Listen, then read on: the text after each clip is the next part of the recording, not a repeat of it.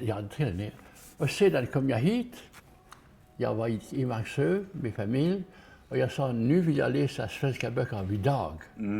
Och jag fick denna bok.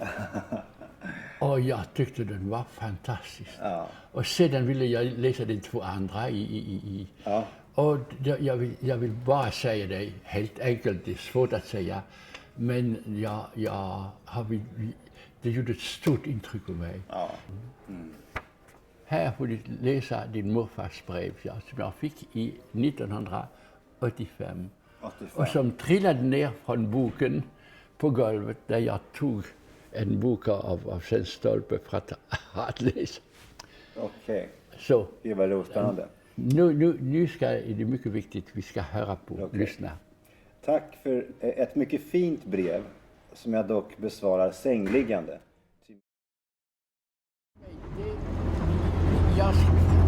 När jag var här i somras för 3 veckor och då gav mig Agneta böcker att läsa på svenska. Och då fick jag läsa en bok som har kommit ut nyligen av Alex Schulman. Alex Stolpe, hans morfar var Sven Stolpe. Ja, just det. Et ma mère était suédoise, c'était la guerre. Elle était coupée de son pays, mais à la maison, nous parlions suédois. Et alors, là, c'était un grand avantage, parce que tout à coup, tout ce qu'elle pouvait imaginer et me dire, et me rapporter, et me chanter, qui avait rapport à la Suède, avec lesquels on ne pouvait plus avoir de contact, parce que c'était la guerre, est venu, imaginez-vous, d'une seule bouche. Par la bouche d'une personne, ma mère, j'ai appris une langue, une civilisation, une littérature, etc., qui m'était parfaitement familier, mais qui nous était strictement confidentielle. À tel point qu'après la guerre, lorsque je suis entré en Suède en 1947 pour la première fois, j'avais donc à ce moment-là 15 et 16 ans, tout à coup j'ai rencontré un pays où on parlait, les gens avaient un sacré culot, ils parlaient ma langue. La langue, je l'avais parlé confidentiellement avec mon frère, ma sœur et ma mère. Tout à coup, tout le monde parlait, puis d'une manière assez bizarre, un peu libre, avec des termes quelquefois que je ne comprenais pas. J'ai passé plus de 40 ans aux États-Unis, mais je crois que Bertil Galant connaît l'Amérique beaucoup mieux que moi. Il y est allé partout quand il y a bien des années. La chance historique des États-Unis, c'est que jusqu'à présent, la plupart des mouvements qui sont sérieusement occupés de la promotion des Noirs ont toujours affirmé avec force l'idée de la non-violence. Et il y a un grand couac, c'est ces musulmans noirs qui, eux, disent à leurs adeptes, armez-vous. Moi, je l'ai rejoint à New York et on a traversé toute l'Amérique jusqu'en Californie. Avec dans une voiture, une station-wagon, comme on disait à l'époque, dans laquelle nous dormions souvent, mais souvent nous dormions aussi sous tente. En septembre, on est arrivé en Californie. Et alors, il s'arrêtait dans toutes les villes, les petites aussi, partout où il y avait un journal. Et puis, il allait visiter, interroger, questionner, faire le journaliste auprès des journalistes, pour se renseigner sur les façons de travailler américaines. C'est comme ça qu'il a appris le journalisme.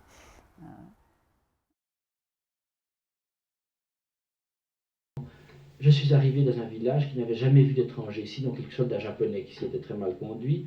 Enfin, j'étais le premier étranger à parvenir dans ce village. Et ce que je désirais est arrivé, j'ai logé chez un paysan, dans une ferme. J'avais la chambre qui donnait sur une petite cour intérieure, j'entendais tous les bruits lorsque le matin, par la fenêtre couverte de papier, lorsqu'ils se préparaient avec leurs outils pour partir au travail. J'ai pu avoir des conversations avec tous les habitants du village, les uns après les autres, et j'ai ainsi une vue très concrète, très personnelle, humaine, de ce qu'étaient les problèmes paysans. Les maoïstes se sont battus entre eux sauvagement. Il y a eu des morts. J'ai demandé, est-ce qu'on a tué des professeurs? Mes questions pouvaient aller jusque-là. On m'a répondu oui. Donc, ils ne s'en vantaient pas du tout, et ils se rendaient bien compte que tout avait à un moment donné, dégénéré. Ça m'a, toutes ces conversations-là, ça m'a vraiment ouvert un monde nouvel. Et avec Bertil aussi, parce que tu as lu, j'ai toujours vu que tu lis tous les jours, il y a beaucoup de livres. Et j'ai demandé une fois, je crois, je t'ai demandé, comment tu pourrais écrire un article comme ça, long comme ça, toutes les semaines. Tu n'es pas une machine. Je ne comprends pas comment on pourrait produire des articles comme ça. Mais tu m'avais dit que je lis, j'essaie de contacter toutes les personnes, je réfléchis tous les jours. Et je crois, comment dirais-je, avec Bertil, avec toi, avec Betty, vous n'êtes pas seulement notre ami, nos amis, vous êtes notre famille, vraiment. Et c'est pour ça que j'ai...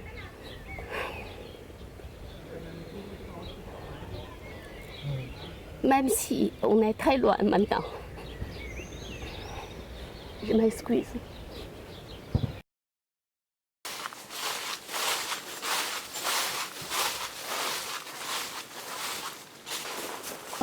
Chapa est l'exemple de quelqu'un qui a mené une vie de vagabond, tout en étant, il y avait une famille qui ne manquait pas de biens, mais c'était des biens qui étaient faits de mazout, de pâturage, ceci, cela, avec des brouilles familiales épouvantables. Et là-dessus, il ne menait aucun métier définissable, mais il écrivait une poésie absolument suprême. Et quand je relis le testament du Haut-Rhône, j'ai les larmes qui me jaillissent des yeux. C'est sur ce coteau de Fudy que Maurice Chapa, le poète, rencontre en lui-même le vigneron. Où sont les limites de votre vignoble? Ah, notre vignoble s'étend dans ces petits murets perpendiculaires ici sur nous. Donc le nom du parcher, c'est l'éclair. Et puis alors il continue vers la maison là-bas. Je ne pense pas que forcément, disons, beaucoup de vignerons lisent mes livres. Parce que je pourrais vous demander, est-ce que les villes apportent en elles-mêmes le bonheur, puisqu'elles ont besoin de vacances et qu'elles viennent le chercher en somme ailleurs?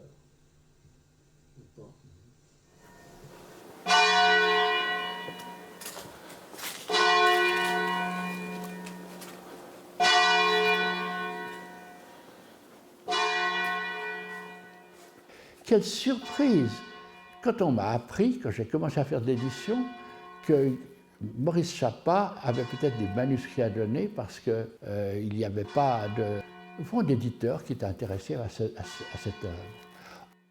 Devant la tâche accomplie, Maurice Chapa ne cache ni l'admiration ni la gratitude qu'il attache à Bertil Galland et à l'équipe qui l'entoure. Ils sont 8 ici, tous bénévoles, à emballer ces éditions de luxe de l'œuvre de Chapa. C'est épatant. Ils sont vraiment bénévoles, Bertil Galland. Ah, tout à fait, tout à fait. Ça, c'est la caractéristique de tous ceux qui s'occupent de près ou de loin les cahiers de la naissance vaudoise, c'est que tout le monde met la main à la pâte de manière bénévole. Vous savez que les poètes romans, lorsqu'ils parlent des cahiers de la naissance vaudoise, parlent toujours d'un miracle. Il faut tout de même un thaumaturge, on dit toujours c'est Bertil Galland, sans Bertil Galland ça n'aurait jamais marché. Et le miracle, c'est précisément la découverte d'un public. Qu'est-ce qui vous a donné l'idée d'animer ces cahiers de la naissance vaudoise et de faire en quelque sorte renaître la Renaissance vaudoise? Oui. Alors, ça tient à peut-être deux actes de confiance. Un acte de confiance envers la poésie.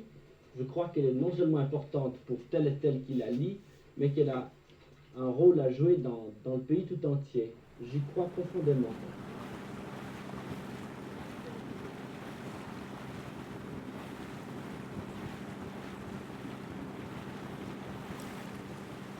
Pour l'activité littéraire qui prit en 1972 le nom d'édition Bertil Galland, le sommet de la courbe fut atteint en 1976 à Horta.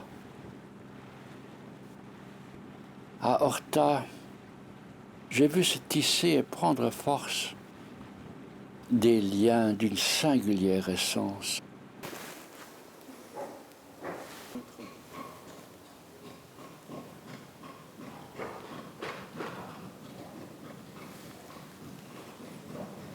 J'avais envie de faire ça depuis longtemps, vraiment. il y a 20 ans que j'ai envie d'écrire ce livre. Et Chapa et Gallo l'ont très bien vu. Au fond, ils m'ont mis sur la voie où je n'osais pas entrer moi-même.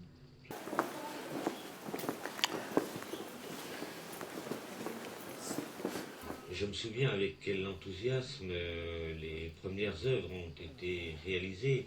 Et quelle audience Bertil Galland a rapidement trouvé autour de lui. Il a su créer une émulation entre les écrivains, il a su les faire connaître. Il en a même sorti quelques-uns de leur anonymat. Alors cette place désertée, c'était comme un grand salon, parce qu'avec toutes les terrasses, les écrivains pouvaient se placer ici ou là et se retrouver. On pouvait passer d'une terrasse à l'autre et on rencontrait tous les visages familiers entre Chessé et Bouvier, et Chapa et Corinne Aby, plus tard Henri de Blu. Au fond, cette espèce de vaste rencontre où on buvait pas mal et etc., exigeait, on devait être une bande. Et nous sommes devenus une sacrée bande. Et que quand vous mettez ensemble Bouvier, Chapa et Chessé, j'aime bien vous dire que ça carbure. Et j'avais, dans toutes ces circonstances, Marcel Imzand était là, prenait des photos.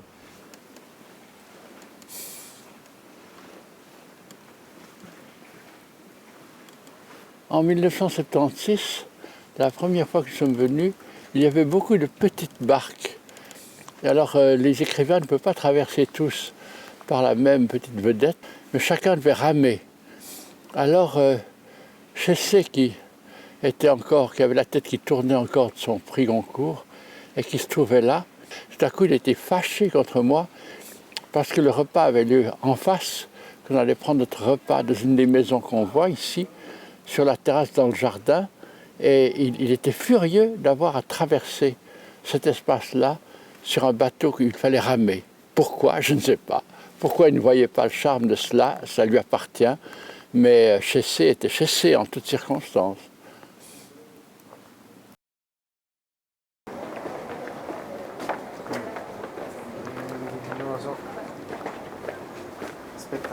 Les hasards de l'existence ont fait que j'ai pu me mêler, et je me suis rendu pour la 35e fois, je crois, à Erice cette année.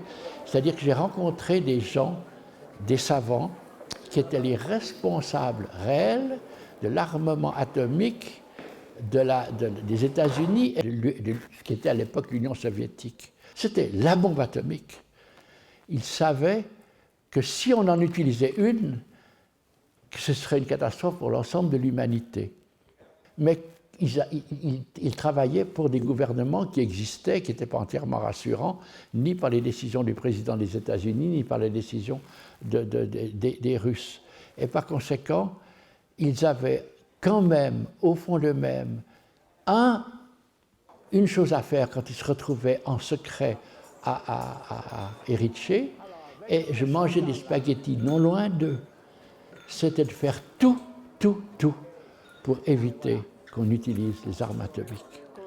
When there was a great crisis after the Star Wars system that was invented by Teller on the request of Reagan, and when there was a big... No, Teller, no request. Reagan was following what Teller was saying. Exactly. I mean, he took what Teller was saying. Mm-hmm. Why I was saying this? Because Teller was telling me that the secret services were saying that the number of bombs of Soviet Union was not 20,000, but 40,000, twice. The total number was 60. 20,000 bombs in the United States, 40,000 in Soviet Union. But the Soviets were denying it. They were, no, we have 20,000. And Teller was, no, I know, 40,000.